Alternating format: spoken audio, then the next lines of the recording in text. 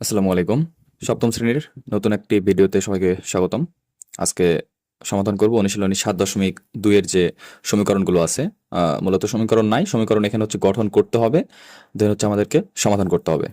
আমরা 7.1-এ সমীকরণ গঠন করা ছিল, সেখান থেকে আমরা শুধুমাত্র সমাধান করছিলাম, অর্থাৎ যে চলকগুলো ছিল এক্স, ওয়াই বা জেড, এগুলোর আমরা মান নির্ণয় করছিলাম। এখানে হচ্ছে সমীকরণ বানাইতে হবে এবং তারপরে আমাদেরকে সেগুলোর সমাধান করতে হবে। ঠিক আছে, নিচের সমস্যাগুলো থেকে সমীকরণ গঠন করে সমাধান করো। প্রশ্ন নাম্বার 1, কোন সংখ্যার দ্বিগুণের সাথে 5 যোগ করলে যোগফল 25 হবে? এটা হচ্ছে আমাদের 1 নম্বর প্রশ্ন। এগুলো হচ্ছে সবসময় খেয়াল রাখবা, প্রশ্নটা যত ভালোভাবে বুঝতে পারবা, বারবার পড়বা, হ্যাঁ, দেন সমীকরণটা যদি ঠিকঠাক মতো গঠন করতে পারো তবেই উত্তর আমাদের বা সমাধান সঠিক আসবে।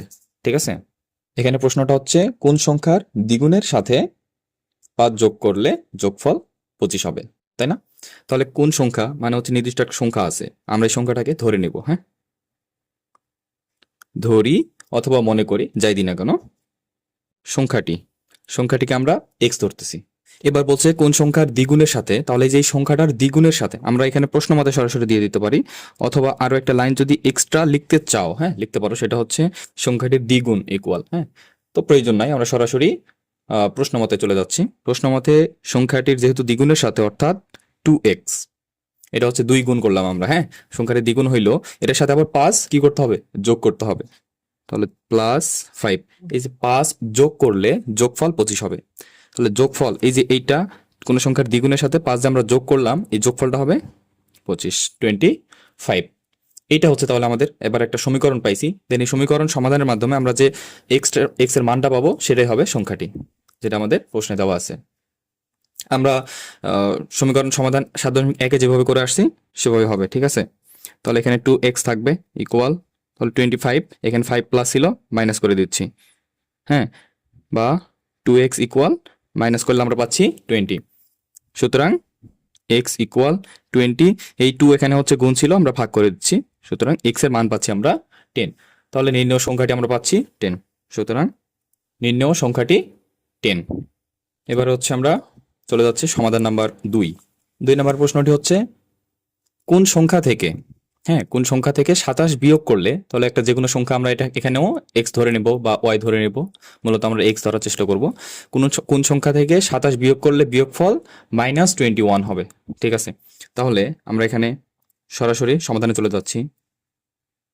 মনে করি সংখ্যাটিকে আমরা x ধরে নিচ্ছি। হ্যাঁ, তাহলে সংখ্যাটিকে যদি x ধরে আমরা সরাসরি প্রশ্ন মতে যদি চলে যাই, তাহলে আমাদের সমীকরণটা কি আসতেছে?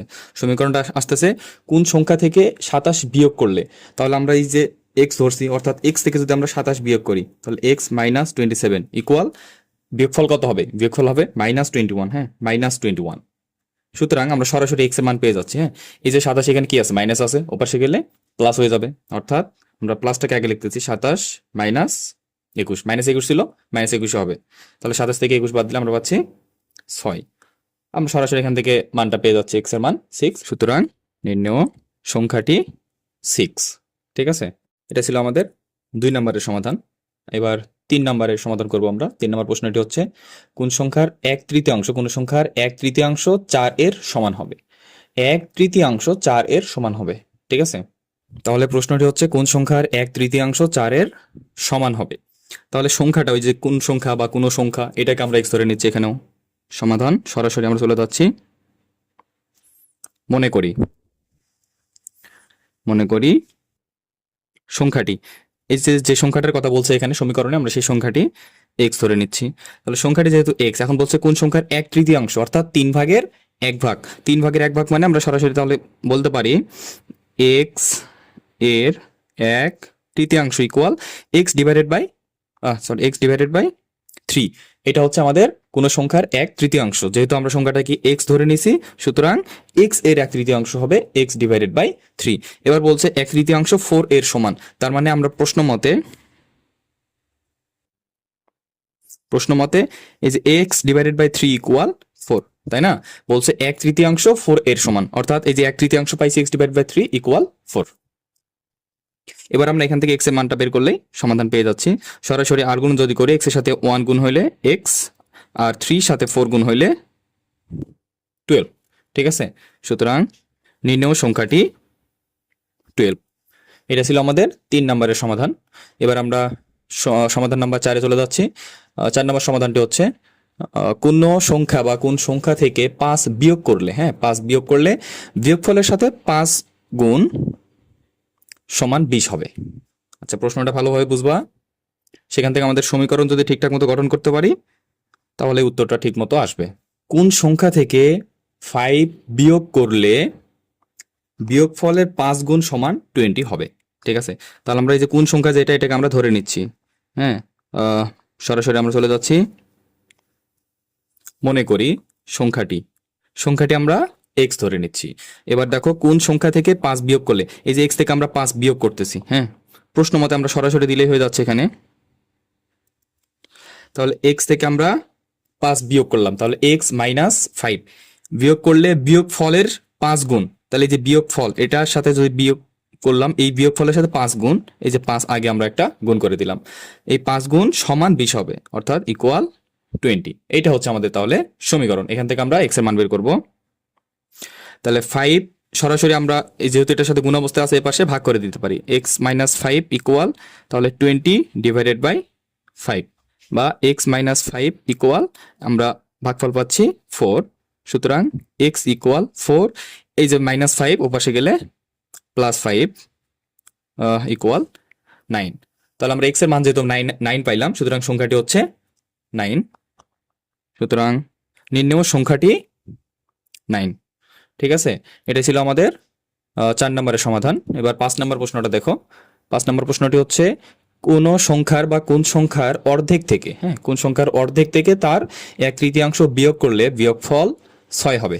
তাহলে প্রশ্নটা আমাদেরকে ভালোভাবে বুঝতে হবে। কোন সংখ্যার অর্ধেক থেকে, হ্যাঁ তার 1/3 বিয়োগ করলে বিয়োগফল 6 হবে। আমরা তাহলে মনে করি বা ধরে নিই, যেটাই দিই না কেন, এই যে কোন সংখ্যা যেটা, সেটাকে আমরা ধরে নিচ্ছি সংখ্যাটি হচ্ছে এক্স। ঠিক আছে, তাহলে প্রশ্ন মতে আমরা সরাসরি করতে পারি, আবার একটু ছোটখাটো ক্যালকুলেশনগুলো যেগুলো আছে এগুলো আগেও করে নিতে পারি। যেমন এটার 1/3 যেটা আমরা বের করে নিতে পারি। সুতরাং এক্স এর সরি, এখানে হচ্ছে কোন সংখ্যার অর্ধেক থেকে, তাই না? তাহলে আগে হচ্ছে অর্ধেকটা লাগতেছে, অর্থাৎ এক্স এর অর্ধেক লিখি আমরা 1/3 পরে, অর্ধেক ইকুয়াল, তাহলে এক্স এর অর্ধেক যেহেতু বলছে, অর্থাৎ এক্স ডিভাইডেড বাই 2, আমরা 2 দ্বারা ভাগ করলে অর্ধেক পেয়ে যাচ্ছি। আরেকটা হচ্ছে 1/3 বলছে, অর্ধেক থেকে তার 1/3 বিয়োগ করলে আবার, সুতরাং এক্স এর এবার হচ্ছে 1/3, এক্স এর 1/3 তাহলে কি হবে, অর্থাৎ এক্স ডিভাইডেড বাই 3। এটা ছিল অর্ধেক, এটা ছিল 1/3। এবার প্রশ্নটা হচ্ছে অর্ধেক থেকে তার 1/3 বিয়োগ করলে, অর্থাৎ এক্স ডিভাইডেড 2 থেকে আমরা যদি এক্স ডিভাইডেড বাই 3 বিয়োগ করি তাহলে হচ্ছে বিয়োগফল কত হবে, 6 হবে প্রশ্ন মতে। হ্যাঁ, প্রশ্ন মতে এই যে অর্ধেক থেকে, তার মানে এক্স ডিভাইডেড বাই 2 থেকে 1/3 বিয়োগ করলাম, এই বিয়োগফলটা হবে 6। এটা ছিল আমাদের প্রশ্ন, এবং এখান থেকে আমরা এই সমীকরণটা পাচ্ছি। এই সমীকরণ থেকে আমরা এক্স এর মান বের করলেই সমাধান হয়ে যাবে। এখানে দুইটাতে যেহেতু এক্স আছে, লসাগু নিয়ে নিচ্ছি। লসাগু আসতেছে 6, এখানে তাহলে আসবে 3 দুগুণ 6 এবং এক্স এর সাথে গুণ হয়ে 3x মাইনাস 3 দুগুণ 6, এখানে আসবে 2x ইকুয়াল 6। হ্যাঁ, তাহলে সরাসরি আর গুণন করতে পারি, আবার হচ্ছে 3x মাইনাস 2x কত হবে, তাহলে x ডিভাইড বাই 6 ইকুয়াল 6। আমরা এখানে আর গুণন করে দিলেই x এর মান পেয়ে যাচ্ছি 6 6, এই যে 6 গুণ 6, সুতরাং x ইকুয়াল 36। তাহলে আমাদের নির্ণেয় যে সংখ্যাটি সেটি হচ্ছে 36। সুতরাং নির্ণেয় সংখ্যাটি 36। ঠিক আছে, এটা ছিল আমাদের 5 নম্বরের সমাধান। এবার আমরা 6 নম্বর প্রশ্নটি একটু দেখি। প্রশ্নটা এটা একটু ব্যতিক্রম। 3টি ক্রমিক স্বাভাবিক সংখ্যার সমষ্টি 63 হলে সংখ্যা 3টি বের করো। কি বলছে, 3টি ক্রমিক স্বাভাবিক সংখ্যার সমষ্টি 63 হলে সংখ্যা 3টি বের করো। 3টা সংখ্যা হবে যেগুলো ক্রমিক হইতে হবে, অর্থাৎ 1 2 3 বা 4 5 6 8 9 10, হ্যাঁ এভাবে ক্রমিক হতে হবে, একটার পর আরেকটা, তারপরে আরেকটা, এভাবে। তাহলে আমরা একটা সংখ্যা ধরে নিচ্ছি, মনে করি প্রথম সংখ্যাটি আমরা এক্স ধরলাম। তাহলে একটি সংখ্যা যদি এক্স হয় তাহলে অপর সংখ্যাটি কত হবে, সুতরাং দ্বিতীয় সংখ্যাটি হবে এক্স প্লাস 1, যেহেতু ক্রমিক সংখ্যা, তাই না? তাহলে তৃতীয় সংখ্যাটি হবে, সুতরাং তৃতীয় সংখ্যাটি হবে এক্স প্লাস যেহেতু এটা 1 আছে তাহলে এটা হয়ে যাবে 2, তাই না? তাহলে এক্স প্লাস 1, এক্স প্লাস 2, এটা আমরা তিনটা কি পাইলাম? সংখ্যা পাইলাম। এবার বলছে তিনটি ক্রমিক স্বাভাবিক সংখ্যার সমষ্টি। তাহলে এই যে এইটা এবং এইটার সমষ্টি হচ্ছে 63, ঠিক আছে? এবার আমরা প্রশ্ন মতে দিতে পারি, হ্যাঁ? যেহেতু প্রথম সংখ্যাটি ছিল এক্স, দ্বিতীয় সংখ্যাটি ছিল এক্স প্লাস 1 এবং তৃতীয় সংখ্যাটি ছিল এক্স প্লাস 2। এই যে তিনটা সংখ্যা আমরা প্লাস করলাম, এই তিনটা সংখ্যার সমষ্টি আবার বলছে 63, ঠিক আছে? এবারে এক্স এক্স এক্স অর্থাৎ তিনটা এক্স আমরা যোগ করলে পাচ্ছি 3x এবং 1 আর 2 যোগ করলে পাচ্ছি 3 ইকুয়াল 63। তাহলে 3 ও পাশে যদি ভাগ করে দিই তাহলে 3x ইকুয়াল 63 মাইনাস 3। সুতরাং x ইকুয়াল 63 থেকে 3 মাইনাস করলে আমরা পাচ্ছি 60 এবং এই 3 যেহেতু গুণ ছিল আমরা ভাগ করে দিচ্ছি, হ্যাঁ? সুতরাং x এর মান পাচ্ছি 3 বিশে 60, 20। এই যে একটা সংখ্যা পাইলাম, এটা কিন্তু সরাসরি উত্তর না। সুতরাং প্রথম সংখ্যাটি পাইছি এটা, হ্যাঁ? আমরা প্রথম সংখ্যাটি যেহেতু x ধরছিলাম, সুতরাং প্রথম সংখ্যাটি হচ্ছে x ইকুয়াল 20। এরপরে হচ্ছে দ্বিতীয় সংখ্যাটি হবে x প্লাস 1 অর্থাৎ 20 প্লাস 1 ইকুয়াল 21 এবং তৃতীয় সংখ্যাটি হবে তাহলে x প্লাস 2 অর্থাৎ 20 প্লাস 2 22, তাই না? তাহলে সংখ্যা তিনটি হচ্ছে কত? 20, 21 এবং 22। এই তিনটা সংখ্যা যদি আমরা যোগ করি তাহলে আমরা পাবো 63, ঠিক আছে? এটাই ছিল আমাদের 6 নম্বর প্রশ্নের সমাধান। আমরা পরবর্তী ভিডিওতে 7 নম্বর থেকে সমাধান শুরু করবো ইনশাআল্লাহ। আর 7.1 এর সমীকরণগুলো তোমরা যদি সমাধানগুলো দেখে থাকো তাহলে বুঝতে পারবা যে এখানে সমীকরণগুলো সমাধান কিভাবে করতে হচ্ছে, হ্যাঁ? তো 7.1 এর সবগুলো ভিডিও প্লেলিস্ট করা আছে, তোমরা চাইলে হচ্ছে প্লেলিস্ট থেকে ভিডিওগুলো দেখে নিতে পারো।